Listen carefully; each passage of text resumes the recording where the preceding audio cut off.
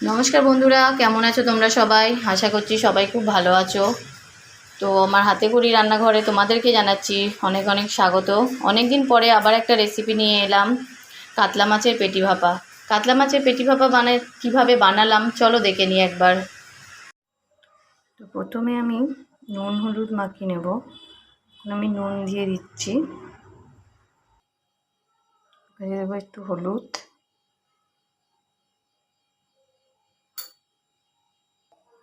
আমি হাতের সাহায্যে ভালো করে এটাকে মেখে নেব। কাতলা মাছের পেটিগুলোকে ভালো করে মাখিয়ে নেব নুন হলুদটা। নুন হলুদ মাখানোর পরে আমি চলে যাব কড়াই বসাবো গ্যাসের মধ্যে। আমি কাতলা মাছের পেটিগুলোতে একটু নুন হলুদ মাখিয়ে নিয়েছি, খুব বেশি নুন হলুদ দিইনি।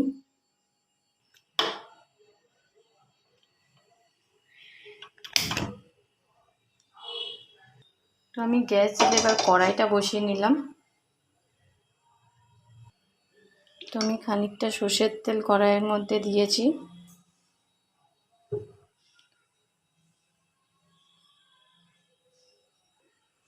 তো তেলটা গরম হয়ে গেছে।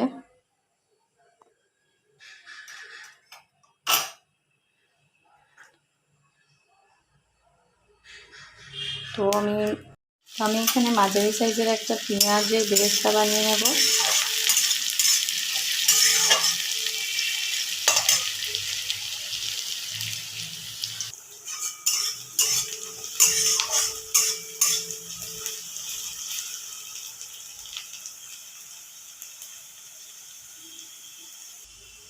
তো পেঁয়াজের বেরেস্তাটা হয়ে গেছে, এবার আমি তুলে নেব এটাকে। তো পেঁয়াজের বেরেস্তাটা আমি তুলে নিয়েছি, আর ওই তেলের মধ্যে আমি পেঁয়াজের বেরেস্তা ভাজা হয়ে গেছে। তো এবার মাছগুলোকে আমি ছেড়ে দেব, ভেজে নেব আমি হালকা করে।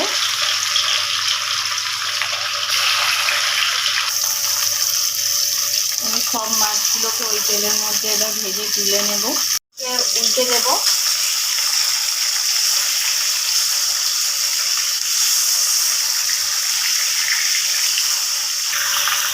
আমি সব মাছগুলোকে উল্টে দিয়েছি।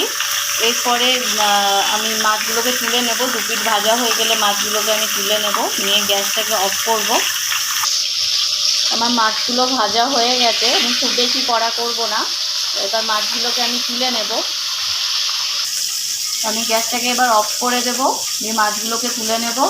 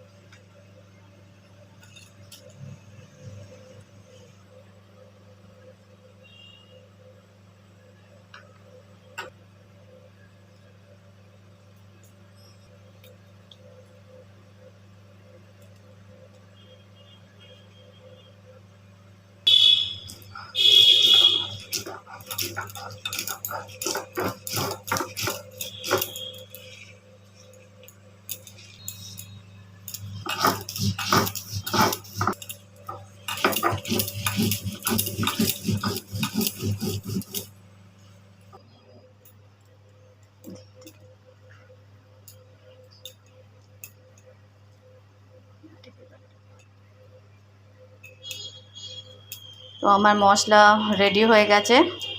সর্ষে, পোস্ত, শুকনো লঙ্কা একসাথে আমি বেটে নিয়েছি। এবার আমি ভাপাটা রেডি করব। তো আমি গ্যাস নিভিয়ে রেখেছিলাম, তো আর একটু সর্ষের তেল আমি এর মধ্যে দিয়ে দেব গ্যাস নিভানো অবস্থায়। তো আমি বাটা মশলাটা তেলের মধ্যে দিয়ে দেবো। আমি গ্যাস নিভিয়ে রেখেছি, কারণ আমি এটা পুরো প্রিপারেশন করার পরে আমি গ্যাসটাকে জ্বালবো। তো একটু জলও দিয়ে দেব, একটু জলও দিয়ে দিলাম আমি। এবার নুন দেব, নুনটা দিয়ে দেব এবার।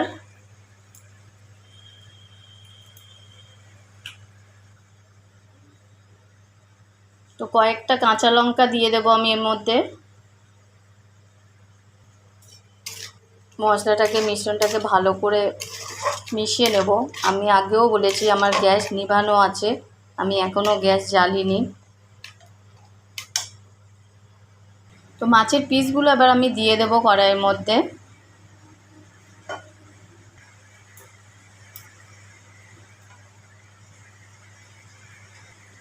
তো মাছের সব পিসগুলো দেওয়া হয়ে গেছে, এবার ভেজে রাখা বেরেস্তাটা দিয়ে দেবো ওপর দিয়ে।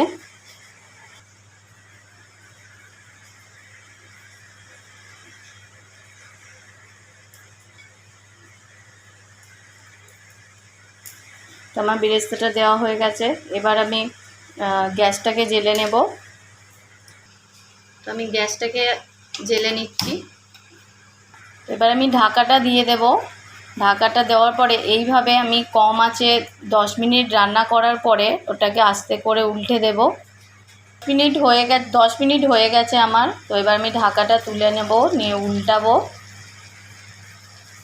মাছের পেটিগুলো আমি উল্টে দেব।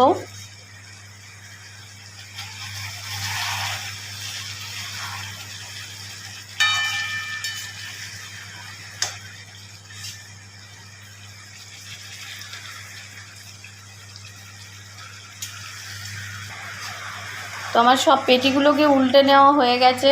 তো আবার 10 মিনিট আমি ঢাকা দিয়ে দেব, আরও 10 মিনিট ঢাকা দিয়ে এইভাবে রান্না করব।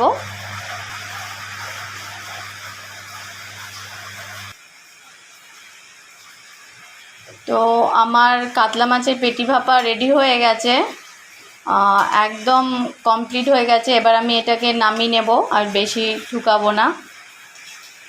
সুন্দর কালার এসছে।